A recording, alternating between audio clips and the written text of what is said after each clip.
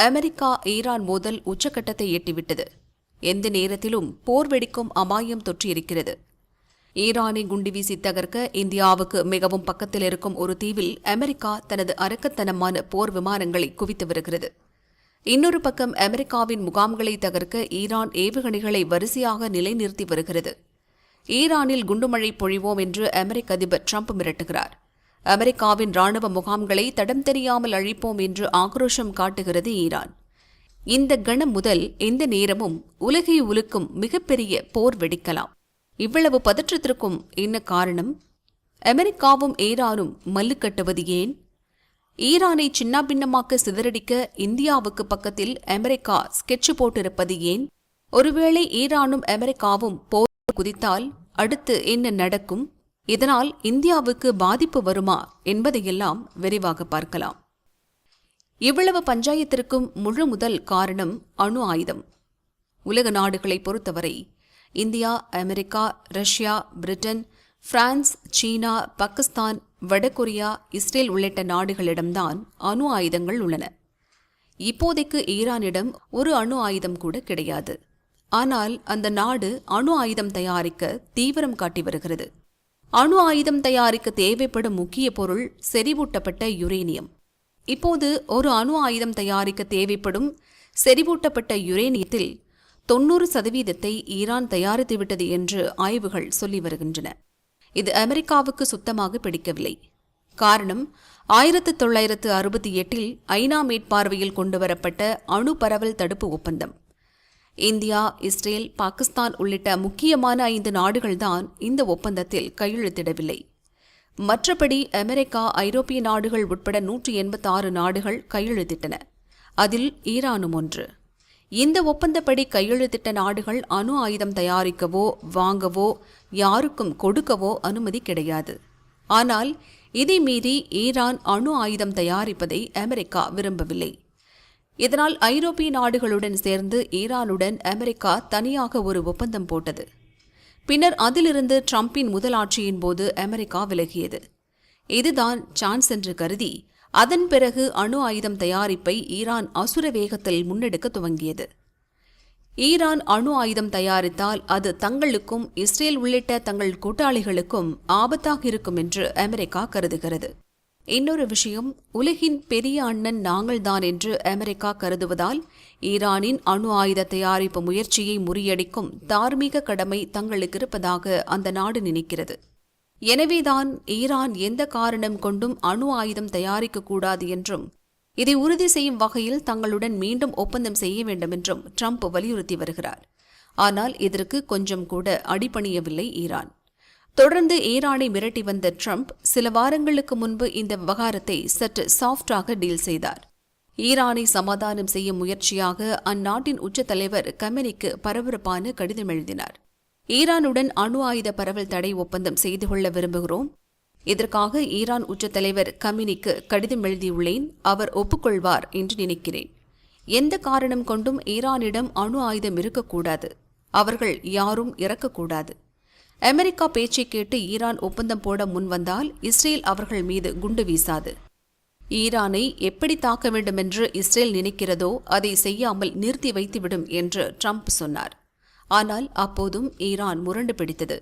Trump பேட்டிக்கு பதிலளித்த உச்சத்தலைவர் கமினி, Trump பரிந்துரை மரியாதைக்குரியதாக இல்லை. ஈரானை யாராலும் பணிய வைக்க முடியாது. நாங்கள் அச்சுறுத்தலுக்கு பணிய மாட்டோம் என்று அதிரடி காட்டினார். இதே கருத்தை தான் ஈரான் வெளியுறவு அமைச்சர் அப்பாஸ் அரக்சியும் கூறினார். அழுத்தம் கொடுத்து ஈரானை பணிய வைக்கும் அமெரிக்காவின் கொள்கை ஒரு நாளும் எங்களிடம் வேலை செய்யாது. இப்படி அழுத்தம் தந்தவர்களெல்லாம் எங்களிடம் தோற்று போய்விட்டார்கள் என்றார். ஈரான் அதிபர் மசூத் பெசெஷ்கியான் அமெரிக்காவுக்கு பகிரங்க சவால் விடுத்தார். அமெரிக்காவுடன் எந்த பேச்சுக்கும் வரமாட்டோம், என்ன பண்ண முடியுமோ பண்ணி பாருங்கள் என்று ட்ரம்புக்கு பதிலடி கொடுத்தார். இப்படி மொத்த ஈரானும் அமெரிக்காவை துணிச்சலுடன் எதிர்த்து நிற்பதை ட்ரம்பால் தாங்கிக் கொள்ள முடியவில்லை. ஈரானுடன் போட்டு பார்த்து விடுவோம் என்ற முடிவுக்கு வந்துவிட்டார். எனவேதான் சில நாட்களாகவே ஆபரேஷனுக்கு தேவையான முன்னேற்பாடுகளை முடுக்கிவிட்டுள்ளார். முதல் வேலையாக ஈரானை எங்கிருந்து அடிக்கலாம் என்பது பற்றி அமெரிக்கா யோசித்தது. மத்திய கிழக்கில் அமெரிக்காவுக்கு இராணுவ தளங்கள் உள்ளன. அங்கு ஏற்கனவே போர் விமானங்கள், போர்க்கப்பல்கள் நிலைநிறுத்தப்பட்டிருக்கின்றன. இந்த நிலையில்தான் ஈரானை அடிக்க புதிய இடத்தை அமெரிக்கா தேர்வு செய்தது. அதுதான் டியாகோ கார்சியா தீவு. இது இந்திய பெருங்கடலில் பிரிட்டன் கட்டுப்பாட்டில் இருக்கும் ஒரு தீவு பகுதி. இந்த இடத்தை அமெரிக்காவும் பிரிட்டனும் தங்கள் ராணுவ பயிற்சிக்கு பயன்படுத்தி வருகின்றன. இந்த குட்டி தீவில் விமானப்படை தளமும் உள்ளது. இங்குதான் இப்போது சக்தி வாய்ந்த போர் விமானங்களை அமெரிக்கா குவித்து வருகிறது. இந்த இடம் ஈரானை விட இந்தியாவுக்குத்தான் பக்கம். நம் கன்னியாகுமரியிலிருந்து சரியாக 1821 கிலோமீட்டர் தூரத்தில்தான் இருக்கிறது. அதாவது மாலத்தீவுகளுக்கு தெற்கில் அமைந்திருக்கிறது. இங்கிருந்து 3841 கிலோமீட்டர் தூரத்தில் ஈரான் அமைந்துள்ளது. டியாகோ கார்சியாவிலிருந்து போர் விமானங்களை அனுப்பி ஈரானை வேட்டையாட வேண்டும் என்பது அமெரிக்காவின் பிளான். இந்த தீவில் அமெரிக்கா குவித்து வருவது B-2 ஸ்பிரிட் என்னும் ரக போர் விமானங்கள். இவை மிகவும் சக்தி வாய்ந்தவை. இதனால் 18,000 கிலோ வெடிகுண்டுகளை தூக்கிச் சென்று இலக்கை இருந்த இடம் தெரியாமல் அழிக்க முடியும். குறிப்பாக சாதாரண குண்டுகள் மட்டுமின்றி அணு ஆயுதங்களையும் சுமந்து சென்று தாக்க முடியும். இலக்கை துல்லியமாக குறிவைத்து தாக்கும் கைடட் ரக குண்டுகளையும் இந்த போர் விமானங்களை வைத்து வீசலாம்.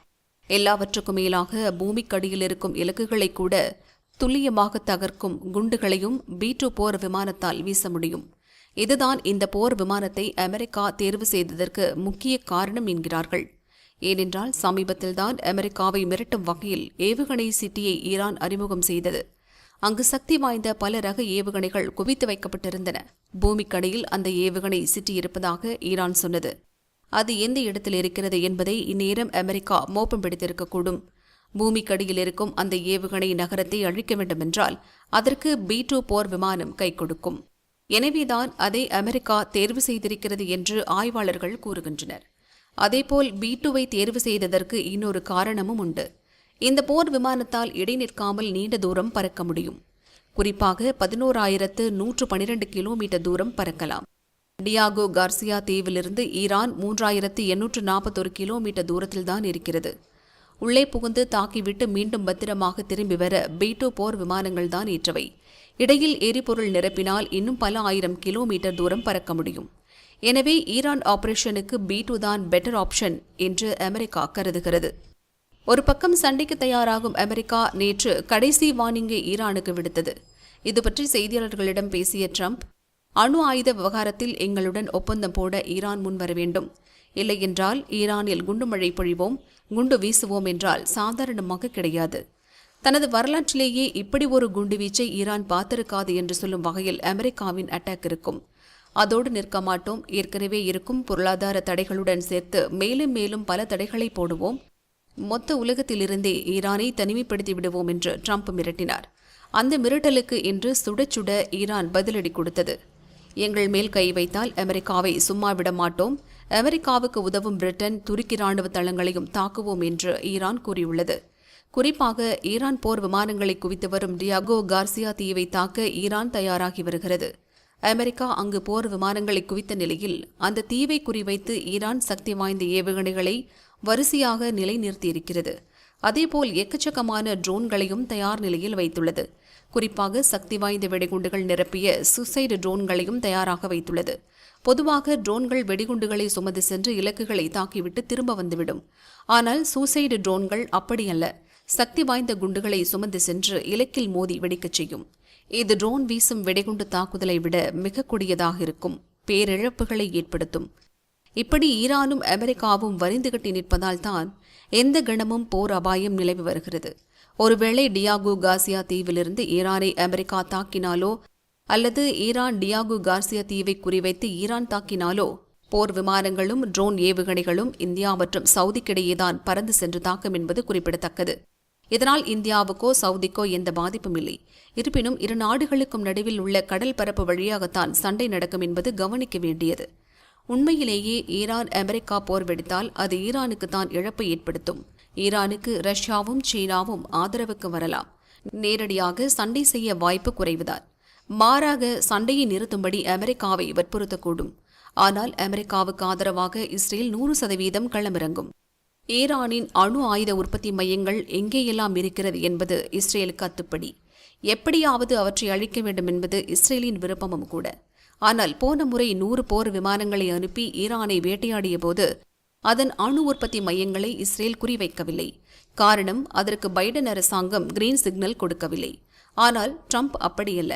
இஸ்ரேலை ஒரு பேக்கப் போல வைத்துள்ளார். எந்த கணம் தேவை என்றாலும் இஸ்ரேலுக்கு கிரீன் சிக்னல் காட்டிவிடுவார். ஹெஸ்புல்லா, ஹமாஸ், ஹவுதிகளை வைத்து ஆட்டம் போடும் ஈரான் கூட்டத்தை அடக்கி தீர்வோம் என்று ஏற்கனவே இஸ்ரேல் ஒற்றை காலில் நிற்கிறது. ட்ரம்ப் ஓகே சொன்னால் கொஞ்சம் கூட தயங்காமல் ஈரானில் புகுந்து இஸ்ரேல் தாக்குதல் நடத்தும். எனவே ஈரான் பல முனை தாக்குதலை எதிர்கொள்ள தயாராக இருக்க வேண்டும். ஈரானும் சண்டையில் சளைத்ததல்ல. குறிப்பாக அதன் ஏவுகணை சக்தி பிரமிக்க வைக்கும். குவியல் குவியலாக ஏவுகணைகளை வைத்திருக்கிறது. இஸ்ரேலுக்கும் அமெரிக்காவுக்கும் தயக்கமின்றி ஈரான் பதிலடி கொடுக்கும். ஏற்கனவே இஸ்ரேலுக்கும் அமெரிக்காவுக்கும் ஈரான் கொடுக்க வேண்டிய பாக்கி இருக்கிறது. அதாவது, ஈரான் ஏவுகணை அட்டாக்குக்கு பதிலடி கொடுக்க கடந்த அக்டோபர் மாதத்தில் இஸ்ரேல் 100 போர் விமானங்களை அனுப்பி ஈரானில் மிகப்பெரிய தாக்குதலை நடத்தியது. கனவில் கூட கற்பனை செய்ய முடியாத பதிலடியை இஸ்ரேலுக்கு கொடுப்போம் என்று ஈரான் அறிவித்தது. ஆனால் 5 மாதம் மேலாகியும் அந்த தாக்குதல் நடக்கவில்லை. இன்னொரு பக்கம் ஈரானின் முக்கிய படை தளபதியை ட்ரம்ப் தனது முதல் ஆட்சி காலத்தில் போட்டு தள்ளினார். அதற்கும் ஈரான் பதிலடி கொடுக்க வேண்டியுள்ளது. இந்த சண்டையை பயன்படுத்தி இஸ்ரேல் அமெரிக்காவுக்கு ஈரான் பதிலடி கொடுக்கலாம். என்னதான் ஈரான் சண்டை செய்தாலும் அதனால் அமெரிக்காவை அடிக்க முடியாது என்பதுதான் நிதர்சனம்.